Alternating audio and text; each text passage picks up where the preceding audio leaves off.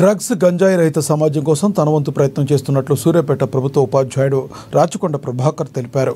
గంజాయి డ్రగ్స్ రహిత సమాజం కోసం చేపట్టిన రాష్ట్ర వ్యాప్త జనచైతన్య బైక్ యాత్ర ఇవాళ కామారెడ్డి పట్టణానికి చేరుకుంది. బైక్ యాత్రకు ఉపాధ్యాయులు రవీందర్ రెడ్డి స్వామి, మాజీ market committee chairman Ambeer Shyamrao స్వాగతం పలికి ఉపాధ్యాయుడు ప్రభాకర్ను సన్మానించారు.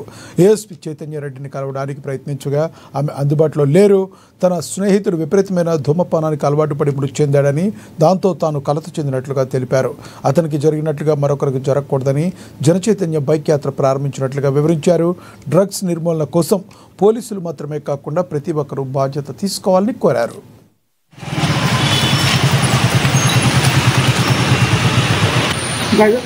డ్రగ్స్ గంజాయి జనచైతన్య బైక్ యాత్రని జెండా ఊపి ప్రారంభించడం జరిగింది.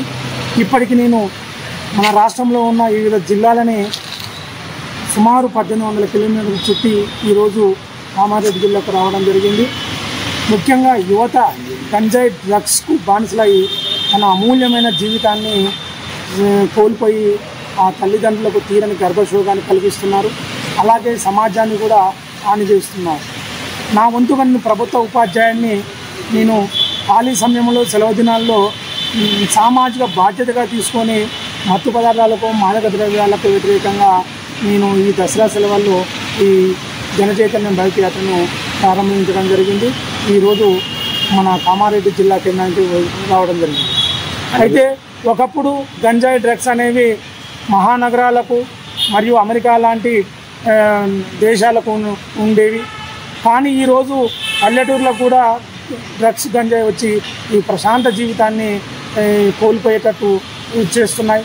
కాబట్టి మనం అందరము వీటిని ఒకళ్ళు పోలీసు వారితో చేస్తే కాదు, ఇది మనం అందరం ఒక సామాజిక బాధ్యత తీసుకొని మనం ప్రతి ఒక్కళ్ళం వీటి మీద పోరాడాలని, నో డ్రగ్స్ సేవ్ లైఫ్ అంటూ నేను నా మిత్రులు రవీందర్ రెడ్డి సారు మరియు స్వామి సారు